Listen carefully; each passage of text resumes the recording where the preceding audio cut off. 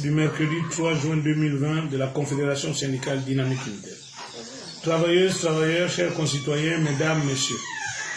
Depuis la semaine dernière, la Confédération syndicale dynamique unitaire a entre autres exigé la fin du confinement et du couvre-feu au regard de la nouvelle stratégie sanitaire contre la pandémie de Covid-19 qui vise à dépister, isoler, traiter les cas infectés, pister les cas contacts.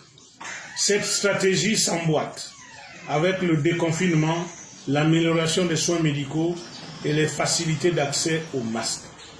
D'ailleurs, la tendance mondiale est au déconfinement avec la maîtrise progressive de la pandémie grâce à cette stratégie. Paradoxalement, le Gabon est le seul pays au monde où d'une part, la pandémie n'a pas encore atteint son pic depuis bientôt 3 mois et les hôpitaux ne sont pas saturés. D'autre part, les politiques appliquées rament à contre-courant. Confinement, couvre-feu, manque de masques, de matériel et de médicaments. Deux hypothèses sont alors envisageables. Soit l'exécutif tâtonne par amateurisme, soit ses intentions affichées sont mensongères. La lutte contre la pandémie et la précarisation sociale par la reprise de l'activité socio-économique est le cadet de ses soucis. Dans ce sillon, les véritables objectifs seraient ailleurs, quitte à créer le chaos, à museler la population, à l'affamer ou à briser toute conscience sociale et citoyenne. Cette seconde hypothèse est la plus plausible.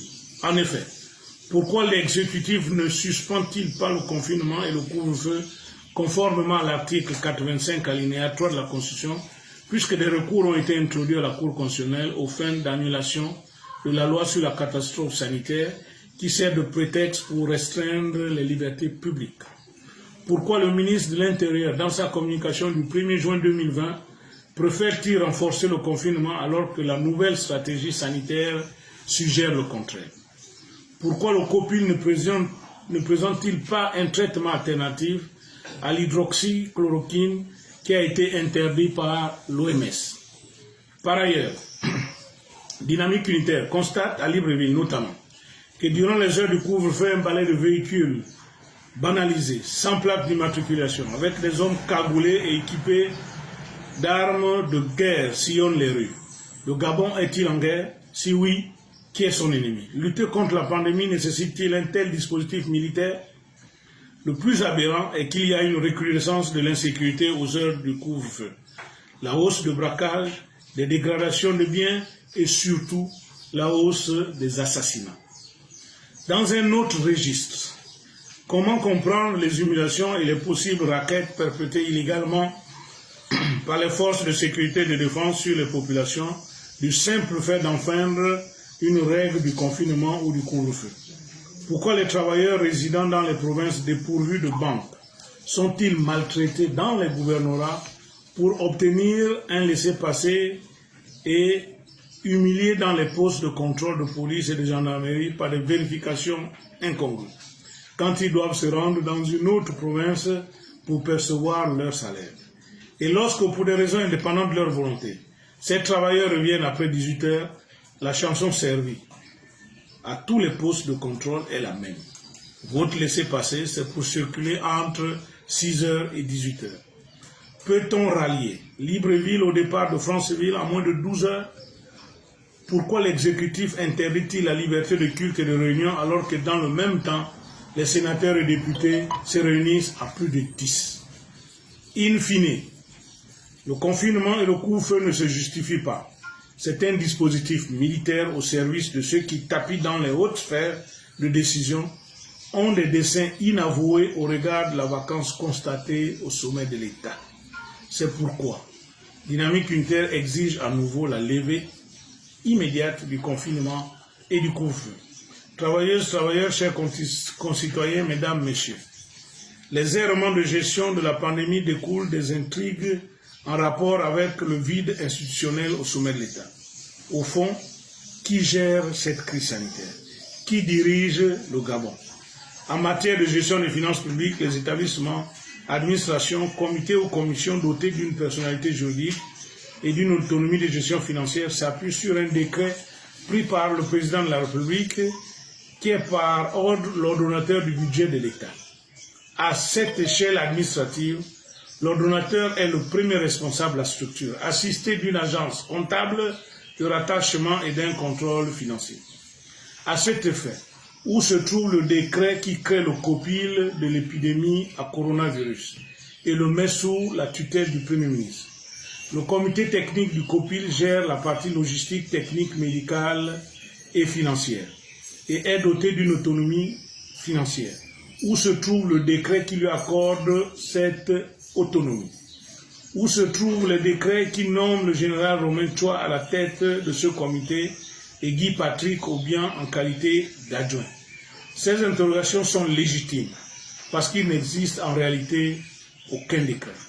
Explicitement, Dynamique Unitaire est au regret d'annoncer que le COPIL et ses démembrements, singulièrement son comité technique, sont dans la plus grande illégalité qui soit. De plus, la Direction générale des services de santé militaire, dont est issu le général Romain Choi, est logée au sein de la présidence de la République et sous la tutelle directe du chef de l'État. Autrement dit, c'est le président de la République qui est censé gérer la crise sanitaire, qui en son absence profite de cette situation à la présidence de la République pour régenter la lutte contre cette pandémie. La responsabilité de la mauvaise gestion constatée du COPIL incombe au régent tapis dans l'ombre à la présidence de la République et non au Premier ministre, chef du gouvernement. Travailleuses, travailleurs, chers concitoyens, mesdames, messieurs, tout n'est que mensonge dans la gestion de la pandémie. Où en est la gratuité de l'eau et de l'électricité pour tous? Pourquoi en avoir exclu des milliers d'abonnés possédant des compteurs d'électricité de 3 à 6 kW en violation du décret numéro 0003 du 10 avril 2020 fixant le régime de prise en charge par l'État des factures d'eau et d'électricité de la SCG pendant l'état d'urgence lié au Covid-19? Où en est la fameuse banque alimentaire et la distribution des kits et bons alimentaires? Où sont les 10 millions de masques chirurgicaux censés être distribués au personnel de santé, aux forces de défense et de sécurité et à la population? Où sont les 4000 thermoflash à distribuer dans les hôpitaux? Où en est le renforcement des unités de soins intensifs dans les hôpitaux par la distribution de 100 respirateurs, de 100 appareils d'aide respiratoire, de 10 ambulances et un kit d'imagerie mobile par province? Où sont les financements publics au profit de l'IFAMETRA, l'USTM, l'USS, le CIRF et le CERMEL pour la recherche d'un remède? Où sont situés les 60 centres de dépistage annoncés depuis le 3 avril 2020? À l'heure actuelle, les travailleurs souffrent. Le chômage de masse s'enracine et l'économie s'enfonce à cause de la malgouvernance qui s'accroît dangereusement. La pandémie se propage dans toutes les provinces et le personnel soignant crie à la pénurie des tests, de matériel et de médicaments.